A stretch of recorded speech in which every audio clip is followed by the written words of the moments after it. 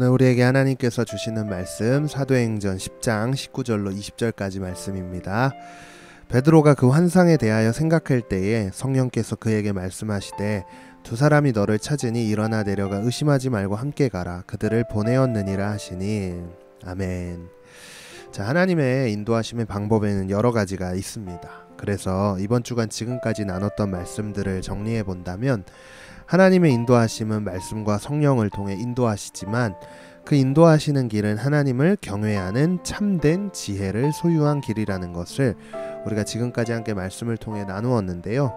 오늘은 사람을 통해 인도하시는 하나님이라는 제목으로 함께 말씀을 나누려고 합니다. 자, 오늘 본문을 이해하기에 앞서서 이 사도행전 10장이 가지고 있는 또 기록하고 있는 그 의미와 상황들을 살펴보기 원하는데요.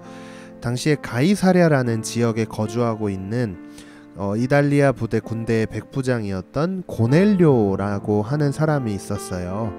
근데 그 사람은 성경이 기록하기를 어떤 사람이었냐면 하나님을 경외하며 백성을 많이 구제하고 하나님께 항상 기도하는 사람이라고 기록하고 있는 것을 보았을 때 굉장한 믿음을 소유하고 있는 사람이라고 우린 생각해 볼 수 있습니다.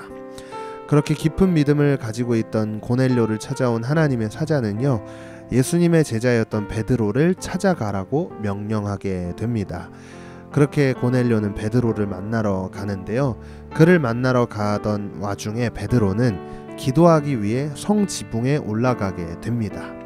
그곳에서 이제 환상을 보게 되었어요, 베드로가. 근데 그 환상을 성경을 통해 찾아보면 좀 긴데요. 자, 사도행전 10장 11절로 15절 보면 하늘이 열리며 한 그릇이 내려오는 것을 보니 큰 보자기 같고 내 귀를 메어 땅에 들이웠더라. 그 안에는 땅에 있는 각종 네 발 가진 짐승과 기는 것과 공중에 나는 것들이 있더라. 또 소리가 있을 때 베드로야 일어나 잡아먹으라 하거늘 베드로가 이르되 주여 그럴 수 없나이다. 속되고 깨끗하지 아니한 것을 내가 결코 먹지 아니하였나이다.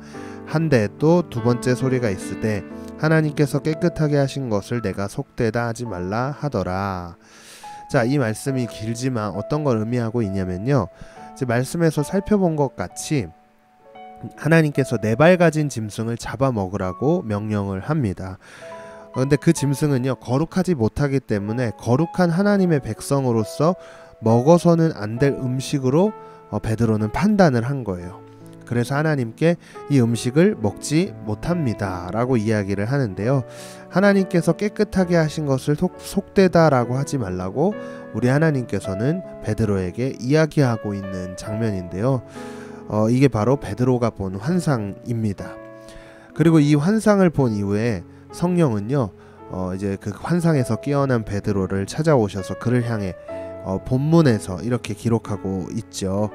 베드로가 그 환상에 대하여 생각할 때에 성령께서 그에게 말씀하시되 두 사람이 너를 찾으니 일어나 내려가 의심하지 말고 함께 가라.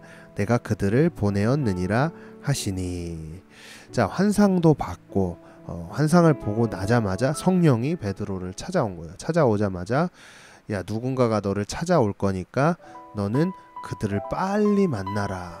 자, 환상이 풀어질 기회가 조금 보여지지 않습니까? 그렇게 이제 베드로를 찾아온 두 사람을 통해 백부장이었던 고넬료를 만나게 되었습니다. 자, 당시 고넬료 집에 찾아가서 이제 베드로와 만났는데요. 근데 고넬료 집에 당시에 많은 사람들이 모여 있었어요. 근데 그 많은 사람들 무리 중에 이방인들이 있는 것을 보고 베드로는 이렇게 이야기를 하는데 28절 보면 이르되 유대인으로서 이방인과 교제하며 가까이 하는 것이 위법인 줄을 너희도 알거니와 하나님께서 내게 지시하사 아무도 속되다 하거나 깨끗하지 않다 하지 말라 하시기로. 자, 제가 전에도 한번 설명해 드린 것 같은데 당시에 유대인과 이방인이 한 공간에 있을 수 없었습니다. 유대인은 하나님의 선택받은 사람으로서 거룩해야 했기 때문에 선택받지 못하고 거룩하지 못한 이방인과 함께 식사를 하거나 교제를 한다는 것은 잘못된 것이다 라고 인식을 하던 시대였죠. 그러나 사도행전 10장 마지막 부분에서 이방인들마저 구원의 길로 인도하시려는 하나님의 계획을 베드로와 고넬료를 통해 시작하고 있는 모습을 살펴볼 수 있는데요. 자, 사도행전 10장 끝부분인 43절에서 이렇게 이야기하고 있는 것을 볼 수 있습니다. 그에 대하여 모든 선지자도 증언하되 그를 믿는 사람들이 다 그의 이름을 힘입어 죄사함을 받는다 하였느니라. 자, 당시 시대적으로 결코 인정을 받을 수 없는 이 이방인들이 성령을 받게 되고요, 방언을 말하고 하나님을 찬양하게 되는 모습을 살펴볼 수 있습니다. 그렇게 이제 이방인들에게 베드로가 세례를 주는 장면으로 이제 10장이 끝이 나게 되는데요. 이 사건을 통해 이방인에게도 복음의 문이 열려지게 된 아주 큰 사건이라고 우리는 정리할 수 있습니다. 당시의 시대적 상황으로 보아도 안 될 것 같은 엄청난 역사를 하나님은 누굴 통해? 사람을 통해 인도하시는 것을 목격할 수 있게 됩니다. 이처럼 하나님의 인도하심의 방법 중에요, 사람을 통해 하나님의 뜻을 보이시고 새로운 길을 열어주시는 그 하나님의 인도하심을 우리는 때때로 경험할 수 있게 됩니다. 그래서 때론 여러분들을 맡고 계시는 담임 선생님들 혹은 학교에서 선생님들이나 아니면 교회 선생님들이나 또 여러분들의 친구들이나 누군가를 통해서 가볍게 한 말처럼 들릴 수 있지만 그 말을 통해 하나님의 인도하심을 때때로 경험하게 되게 됩니다. 그러나 근데 여기서 중요하게 기억해야 될 게 뭐냐면, 하나님은 아무나를 통해 인도하시는 것이 아니라는 것을 기억해야 됩니다. 사람을 통해 인도하시는 하나님의 뜻이 분명히 있지만, 하나님의 인도하심이 분명히 있지만 온전한 사람을 통해 인도하시는 그 하나님의 뜻을 발견하기 위해서는 우리는 민감하게 분별할 수 있는 그 능력이 필요합니다. 본문에서도 베드로가 사람을 만나기 이전에 성령께서 찾아오셨다고 기록하잖아요. 언제? 기도하고 있을 때 성령께서 찾아오셨다고 하는데, 성령께서 이 말씀해 주신 것을 통해 하나님의 인도하심을 따라 아주 큰 역사를 경험할 수 있게 된 것과 같이, 우리가 사람을 통해 하나님의 인도하심을 경험하기 위해서는 제일 먼저 성령의 음성에 반응할 수 있는 민감한 분별력이 필요하다는 것입니다. 자, 그 분별력을 얻기 위해서는 고넬료와 베드로가 그랬듯이 기도의 자리로 나아가야 된다는 것이죠.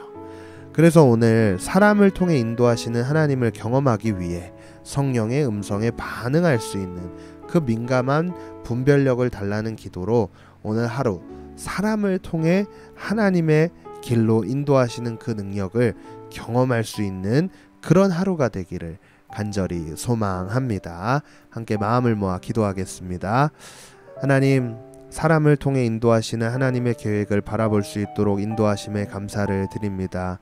온전한 사람을 통해 인도하시는 그 계획에 따라갈 수 있도록 성령의 반응에 민감할 수 있도록 분별력을 우리에게 부어주시고, 그 분별력을 얻기 위해 기도의 자리로 나아가고 말씀의 자리로 나아갈 수 있는 은혜와 능력을 더해 주시옵소서. 그래서 사람을 통해 큰 뜻을 보이시고 새로운 길을 열어주시는 하나님의 능력을 우리의 삶을 통해 경험할 수 있도록 주께서 역사하여 주실 줄 믿으며 우리의 결단 가운데 함께하여 주실 줄 간절히 믿사오며 이 모든 말씀 예수님의 이름으로 간절히 기도했습니다. 아멘.